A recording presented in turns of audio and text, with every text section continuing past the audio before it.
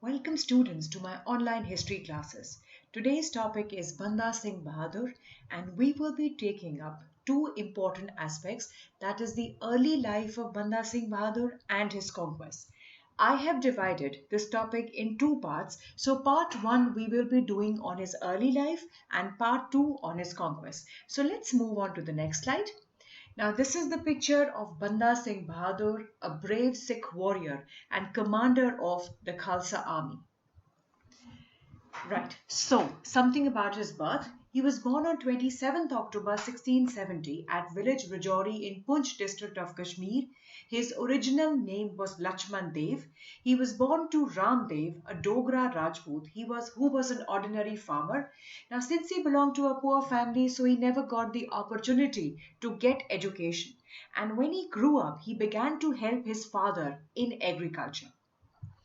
Now, a certain incident occurred which actually gave a turning point in his life. What was that incident? One day, when he was about 15 years of age, one day while hunting, his arrow struck a she deer who was pregnant. She died with great pain.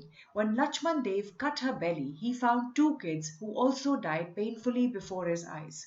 The horrible sight left a deep impact on him that he decided not only to give up hunting but also to renounce the world. Soon, Lakshman Das came in contact with a Bairagi named as Janki Das. Now, Lachman Dev was so much impressed by Janki Das that he joined his band. Janki Das now changed his name from Lachman Dev to Madho Das. This band of Bairagis, after wandering, reached Panchvati, Nasik. Here Madho Das came across another yogi named as the Ogrenath. Ogrenath was known for his magic, tantra, occultism. Madho Das became his devotee and he was taught the knowledge of occultism or magic or tantra. So much so that Ogrenath appointed Madho Das as his successor. So, a lot of names to remember. Let's just start with the first name that we came across. That is your Lachman Dev. That was the original name of Banda Singh Bahadur. His father's name as Ram Dev. Now, from the name Lachman Dev, that was his original, the other name that was given to him was Madho Das. Who gave this name? Janki Das, a Bairagi. Another yogi which he came across was named as Ogrenath, and Ogrenath, he had the knowledge of magic, tantrism, occultism, and that is what he taught Madhodas, so much so that he appointed him as his successor. So after staying at Nasik, he came to Nandir Sahib where he established his own monastery on the banks of river Godavari. It is said that he lived here for 15 years. In 1708, he came across Guru Gobind Singh Ji. And when he tried to use magic on Guru, and there was no but to no avail, and he finally understood that Guru was no ordinary person. He fell at his feet and said, "I am your banda or your slave." Guru baptized him according to Sikh traditions and renamed him as Gurbakh Singh and later renamed as Banda Singh Bahadur. So one thing is very much clear, the different names that Banda Singh Bahadur had. Initially he was named as Lachman Dev, his original name, and then from Lachman Dev to Madho Das, from Madho Das to Gurbakh Singh, and then from Gurbakh Singh to Banda Singh Bahadur.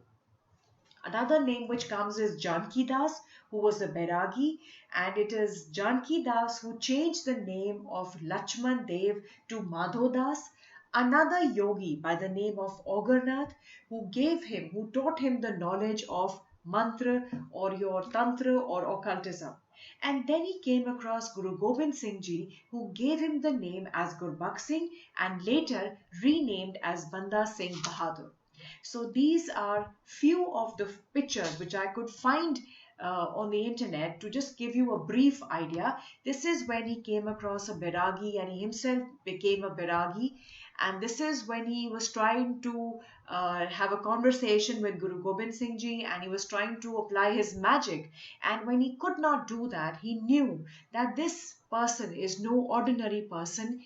So that is how he said, I am your slave. And that is how he was named as Gurbakh Singh first and later Banda Singh Bahadur. After being baptized, Banda Singh Bahadur's life underwent a radical change. The Guru instructed him in the principles of faith and he learnt about the martyrdom of Guru Arjan Dev Ji, Guru Tegh Bahadur Ji, and about the plight of four Sahibzadas. On learning all this, he was filled with passion because he wanted to avenge these cruelties. So he sought the blessing of Guru and his permission to proceed to Punjab and punish all those who committed such cruel deeds. Guru Sahib accepted the request of Banda Singh Bahadur, but before sending him to Punjab, Guru gave him few things. What were those things? One, he gave him a sword. Number two, 5 arrows. Number three, a council of Panch Pyaras. And number four, a battle drum.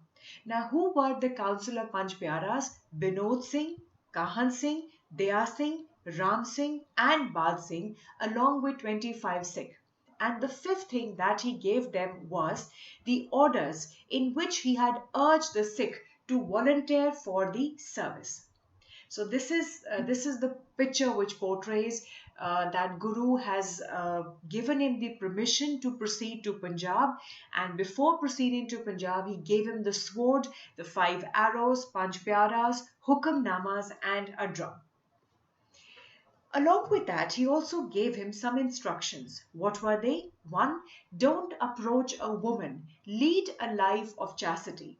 Number two, always think the truth, speak the truth, and act on truth. Three, regard yourself as the servant of Khalsa. Four, don't try to form your own sect. Five, don't let victories elate you or pride turn your head. Now, while I was researching on the whole scenario, I just came across a very beautiful quote. What Khushwant Singh just sums up about Banda Singh Bahadur.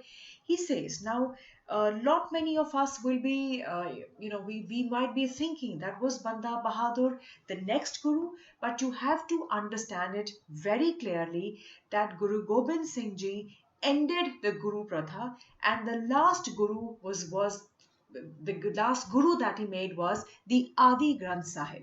So that means the Guru restricted the role of Banda Bahadur only to a military commander. But somewhere down the line, Banda widened it to embrace a spiritual ministry as well. He tried to have a spiritual aspect of his personality as well. Now, crowds began to flock to see his camp, men in arms to join his colors, women to seek his blessing. He preached sermons and gave benedictions.